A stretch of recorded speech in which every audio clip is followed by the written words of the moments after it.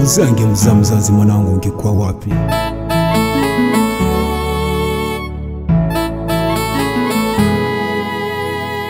Hii dunia ina mambo ya ajabu, dunia ina mambo ya kutisha.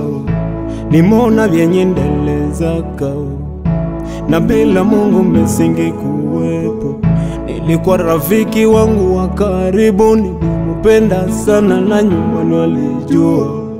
Sikujua tabia zake nini, sikujua kazi zake nini. Nilikuwa nashitembeza nikona mama na nita, hivi mwanangu najua baza nyumbani. Mdogo wako wa mwisho wamesha mchukua, na tujue mahali alipo.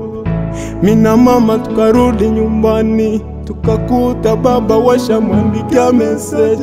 Mdogo wako wa mwisho tulisha mchukua, na kama tumepesa si tutamuua. Hatukujua ni wanani, hatukujua kama ni nanio. Kumbe alikuwa yule rafiki yangu, ndio alikuwa naandikia babangu zile message.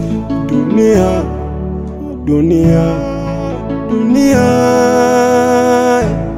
walinisingizia, walinisingizia, walinisingizia, walinisingizia. Kuna muda naona kawala wa fulani, nakumbuka ginzi visa ilivyomuua mdogo wangu, napata kasira. Hii story kuivuta moyoni mwangu, hakuna siku. Mdogo wangu mwani, Mungu akulaze mahali pema peponi. Mina imani ipo siku tutakutana.